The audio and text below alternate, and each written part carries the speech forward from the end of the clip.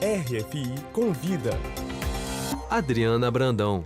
O cineasta brasileiro Lincoln Pericles, conhecido como LK, é diretor, roteirista e montador. Ele começou a filmar ainda adolescente. Seus filmes mostram a quebrada onde ele nasceu e mora, o bairro do Capão Redondo, periferia de São Paulo. Lincoln Pericles já venceu prêmios no Brasil, passou por vários festivais e agora, pela primeira vez, exibe o seu trabalho aqui em Paris. Ele foi um dos convidados de honra do Festival Regard Satellite, ou Olhares Satélites de Saint-Denis, periferia de Paris, onde realiza atualmente uma residência artística. Ele vai mostrar o resultado dessa residência na segunda etapa do Festival de Saint-Denis, que acontece de 3 a 6 de abril. Bem-vindo à RFI, LK. Salve, salve. Obrigado por me receber aqui, Adriana. LK, você também teve um encontro com estudantes universitários parisienses, deu uma masterclass. Como está sendo apresentar o seu trabalho periférico brasileiro aqui em Paris, que na geopolítica internacional ainda é o centro em relação ao Brasil? Bom, eu sempre falo que é uma coisa incrível poder conectar com pessoas de outras quebradas, de outros lugares do mundo, né?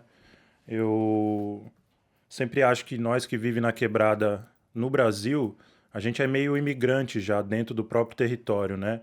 Então, eu acho que o meu corpo, sendo o território que eu habito, antes do território físico, eu sempre acho que é muito incrível poder se conectar mesmo com pessoas de outros lugares, assim. Então, eu me senti muito abraçado aqui na cidade de Saint-Denis.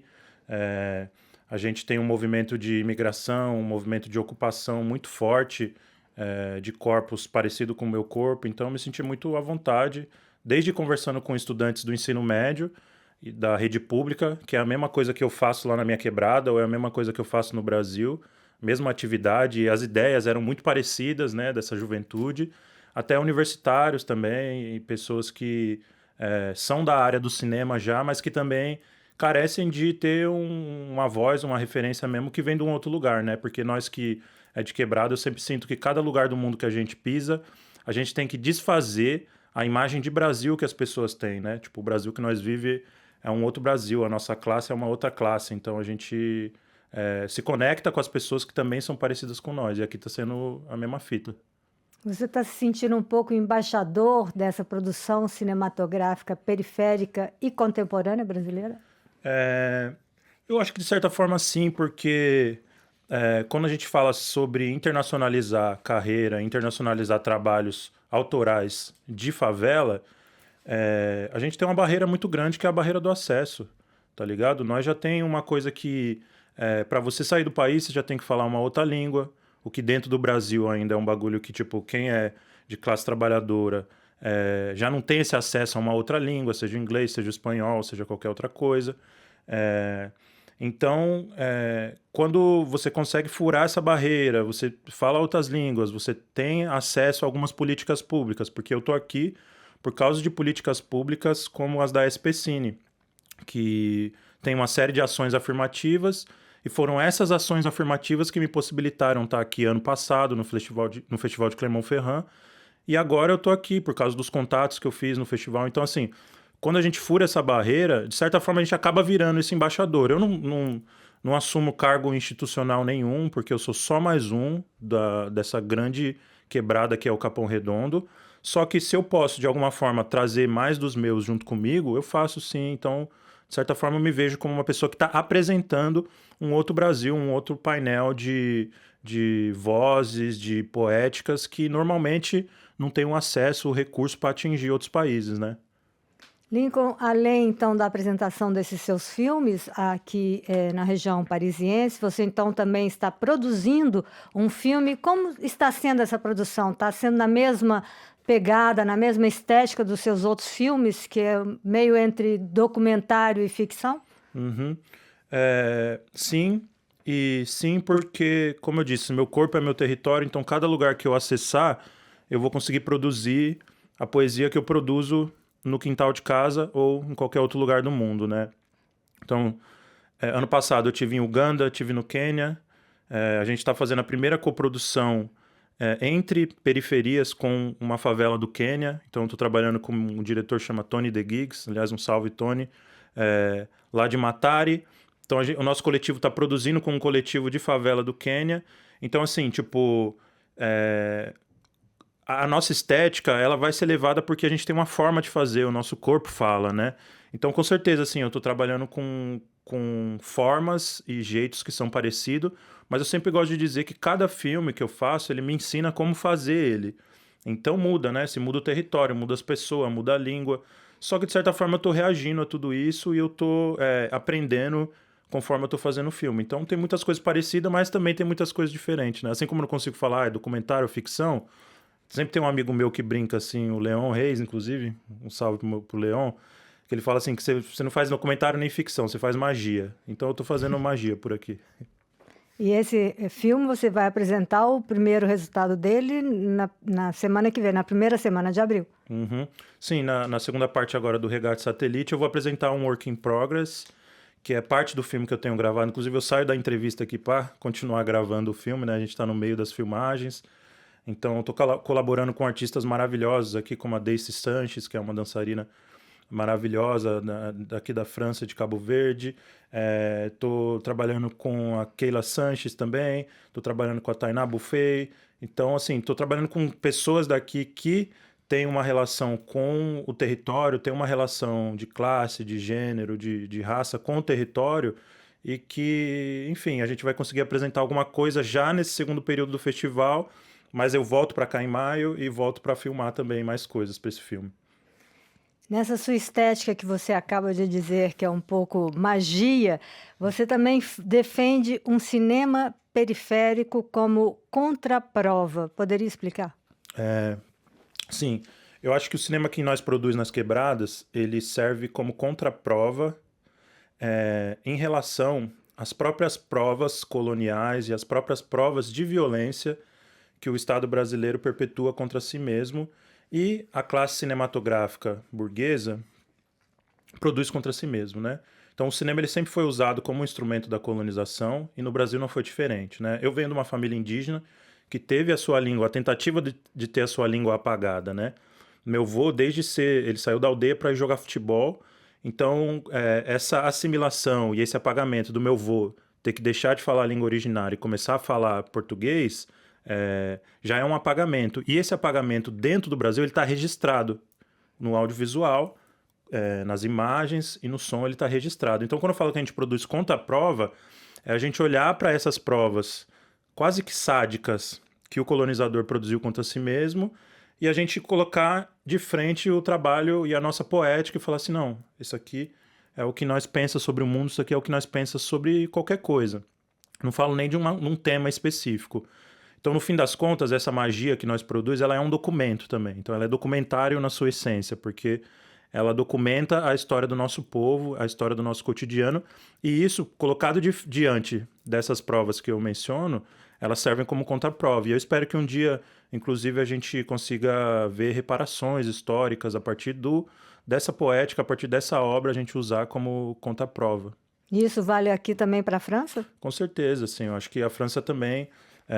enfim, nós estamos na Europa, né? A Europa, ela é muito louco, porque todo país que eu vou do sul global é direto e nítido o efeito da colonização nesses países, tá ligado? Então, assim, a pobreza, a violência e tudo aquilo que está sendo gerado está ligado diretamente de como a colonização, no nosso caso, a colonização portuguesa, em outros países de Abya-Yala, a colonização espanhola, a colonização holandesa, a colonização francesa. Então é isso, assim, é a mesma fita aqui, né? Se você pensar que a França ainda tem colônias, eles só chamam de outros nomes, mas ainda tem, você pega os países como Martinica, Comorro, então assim, aqui tem um movimento pulsante de decolonização, mas mais do que isso também, tem um movimento pulsante de produção que está para além de uma simplicidade acadêmica ou uma simplicidade intelectual, é uma produção poética que vem de outro lugar.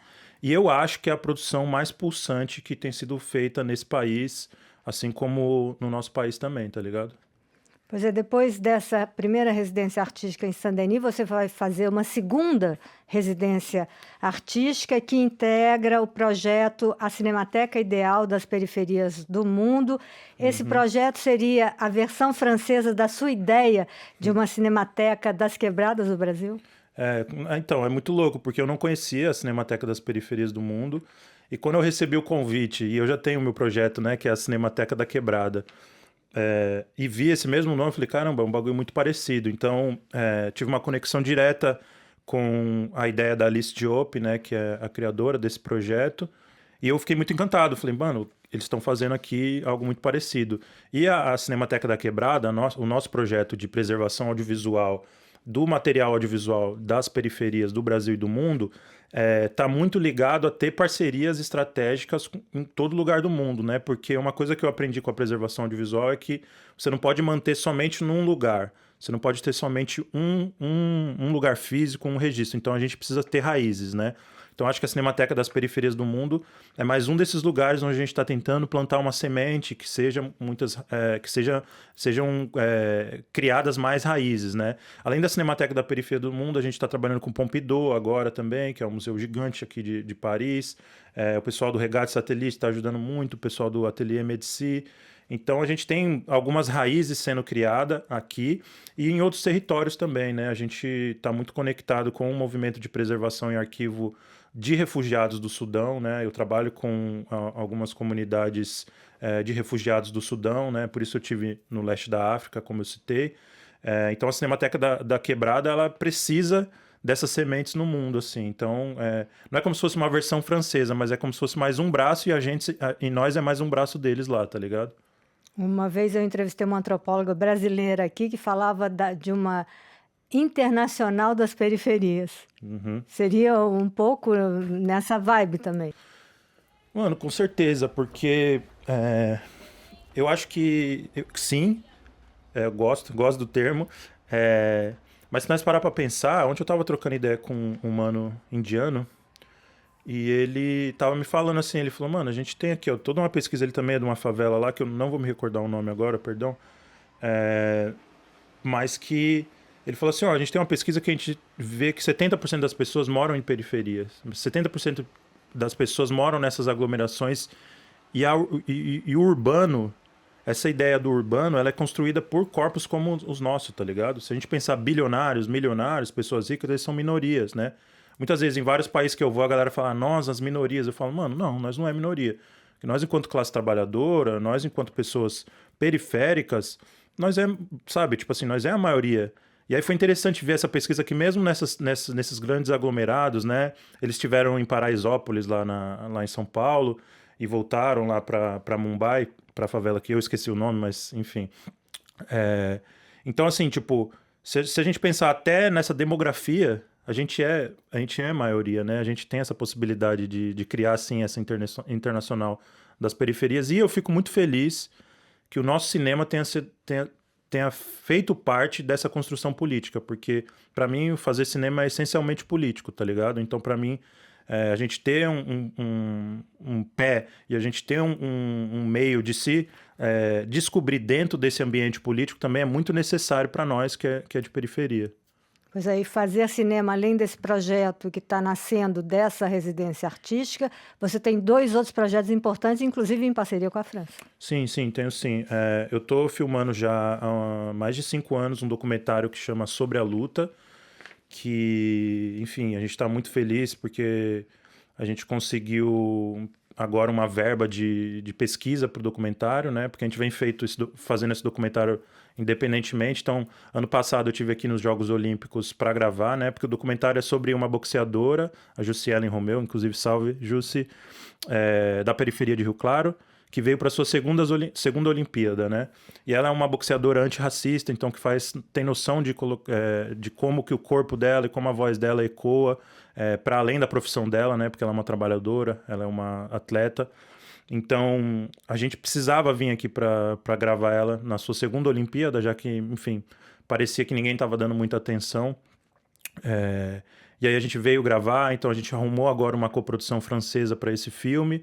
E eu tenho começado um outro filme chamado Killa, que é com a rapper Killa B, inclusive salve Kila, minha parceira, que é também mais uma dessas magias, que é uma mistura de ficção e documentário, porque é um filme que retrata a vida da Kila, mas que também retrata a vida de uma assassina profissional que vai ser interpretada por ela mesma.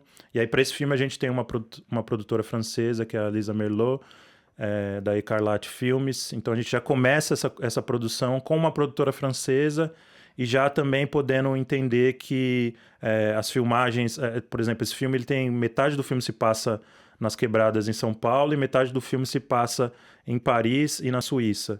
Então, a gente já tem essa internacionalização como um passo natural também dos trampos que a gente tem feito, né? Para nós, eu sempre gosto de falar que nada é forçado, assim, né?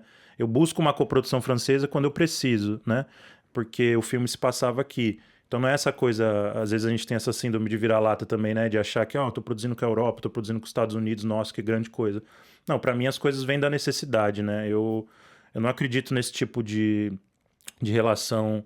que o pessoal fala, networking, essas baboseiras, assim, para mim é meu trabalho que fala, eu trabalho mais de 15 anos, eu sou um trabalhador. Então, se eu consigo colocar aqui o meu trabalho e você, Adriana, consegue colocar o seu trabalho aqui, a gente consegue ter uma discussão olho no olho, né? Então, com a coprodução francesa tem sido assim, tem sido uma experiência muito boa para nós, né? De ver pessoas que respeitam o nosso trabalho e a gente poder respeitar o trabalho de outras pessoas. Então, é isso, estamos com esse filme aqui, é só o começo também dessa parceria nesse território aqui. LK, como você acaba de dizer, mais de 15 anos de profissão, mudou muito de lá para cá? Você disse que está aqui agora graças às políticas afirmativas do governo. Mudou muito quem começa hoje, o que é ser profissional de cinema das periferias do Brasil? Eu vou dizer uma resposta que para mim não é ficar em cima do muro, é que mudou e não mudou. Mudou porque as tecnologias mudaram muito. Então, quando eu comecei a fazer cinema na minha quebrada, eu comecei a fazer filme com um celular que o patrão da minha mãe me deu, tá ligado? Que era um Nokia N95.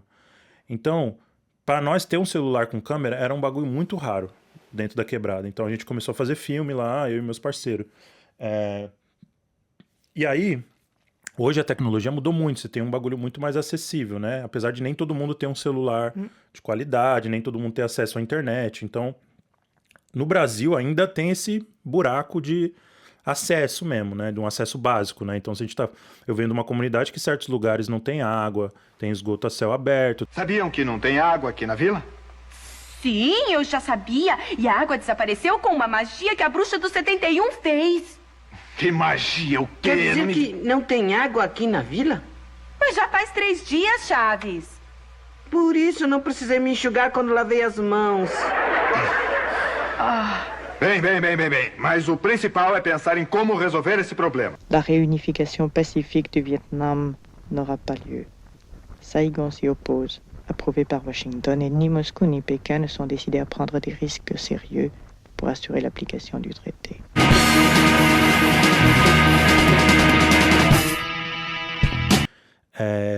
Mudou porque a tecnologia mudou, tá ligado? Permitiu um maior acesso, uma democratização. Exato. E a gente foi invadido por essas tecnologias, pro bem e pro mal, né? Porque a tecnologia, assim, nós faz cinema, da hora, mas tipo, enfim, tem outras pessoas que usam a tecnologia pro mal, né? A tecnologia do cinema, ela sempre tá muito ligada a uma relação armamentista, né? Não é à toa que os Estados Unidos, a primeira indústria é a indústria da arma, a segunda é a indústria do cinema. Então, essas coisas estão muito ligadas, né? As pessoas só fazem drone, não é só para filmar, fazem drone também para matar. Então, mudou porque a gente foi invadido.